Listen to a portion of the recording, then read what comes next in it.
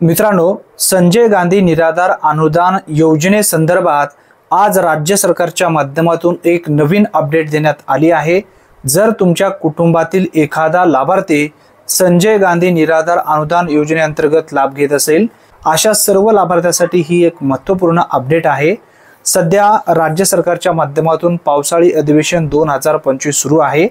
विधान परिषदेमध्ये जो लक्षवेधी यामध्ये जो प्रश्न विचारला गेला 17 जुलै 2025 रोजी, यामध्ये संजय गांधी निराधार अनुदान योजनेसंदर्भात महत्त्वपूर्ण अपडेट देण्यात आलेला आहे।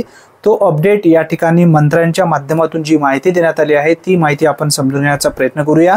विविध कल्याणकारी योजनेचा लाभ थेट लाभार्थ्यांच्या खात्यावर डीबीटी देण्यासाठी आधार लिंक अनिवार्य केले आहे।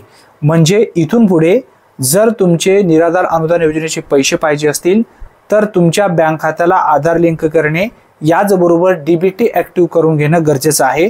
इथून पुढे सर्व योजनेचे पैसे थेट डीबीटी मार्फतच वितरित केले जाणार आहेत, अशी माहिती सुद्धा या दरम्यान देण्यात आलेली आहे। संजय गांधी निराधार अनुदान योजनेसाठी आधार जोडणी अनिवार्य या ठिकाणी ठेवण्यात आलेलं आहे, असं सुद्धा अपडेट देण्यात आलेलं आहे। याचबरोबर लाभार्थ्यांची आधार नोंदणी करण्यासाठी शिबिरांचे आयोजन करण्यात येत असल्याची माहिती सुद्धा मंत्री नरहरी झिरवळ यांनी आज विधान परिषदे येथे दिली आहे। आता बघा पुढे सांगण्यात आलेलं आहे, आतापर्यंत 40,48,988 लाभार्थ्यांचे आधार लिंक झाले असल्याचे त्यांच्या माध्यमातून स्पष्टपणे माहिती देण्यात आली आहे। याचबरोबर उर्वरित अपूर्ण नोंदणीमुळे थेट लाभ मिळू शकलेला नाही। यामध्ये काही मृत व्यक्तींचा सुद्धा समावेश आहे। विशेष कुष्ठरोगी, हाताने काम करणारे, श्रमिक महिला यांचे थंब इम्प्रेशन उमटत नसल्याने आधार लिंक होत नाही। कलेक्टर, महसूल आयुक्त, एनजीओ यांच्यासोबत बैठक घेऊन आधार लिंक प्रक्रिया सोपी करण्याचे निर्देश या ठिकाणी देण्यात आलेले आहेत। मंत्री झिरवळ म्हणाले की राज्य सरकारने केंद्र सरकारकडून निधी मिळवण्यात होणाऱ्या विलंबावर तोडगा काढत स्वतःकडून विशेष सहाय्याने रक्कम अदा करण्याचे निर्णय या ठिकाणी देण्यात आलेला आहे, असं सुद्धा एक महत्त्वपूर्ण निर्णय घेण्यात आलेला आहे।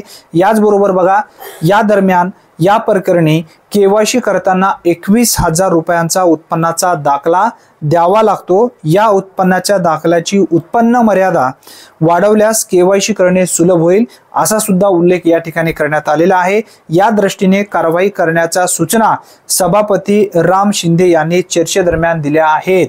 आता ज्यांची केवायसी बाकी आहे तहसील कार्यालयामध्ये जाऊन लवकरात लवकर केवायसी करून घ्या। जर उत्पन्नाचा काही प्रॉब्लेम असेल तर, जर उत्पन्न पूर्वीचा तुमचा दाखवलेला असेल, नवीन उत्पन्न काढून तुम्हाला नवीन उत्पन्न एकतर अपडेट करायचं आहे। जर उत्पन्नाच्या संदर्भात तुमचे पैसे अडकले असतील तर त्यानंतर ज्या लाभार्थ्यांचे आधार लिंक बाकी आहेत त्यांनी लवकरात लवकर बँक खात्याला आधार लिंक करून घ्या। आधार लिंक झाल्याच्या नंतर डीबीटी ऍक्टिव्ह होतं। जे पैसा तुमचा बाकी आहे, थकीत आहे, तो पैसा तुमच्या खात्यामध्ये नक्की येणार आहे, काळजी करण्याची गरज नाही।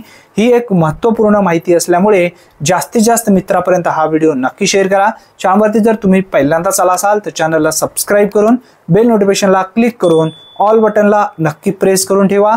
धन्यवाद। आज इथेच थांबूया, पुन्हा भेटूया नवीन व्हिडिओमध्ये नवीन माहितीसह। तोपर्यंत जय हिंद, जय महाराष्ट्र।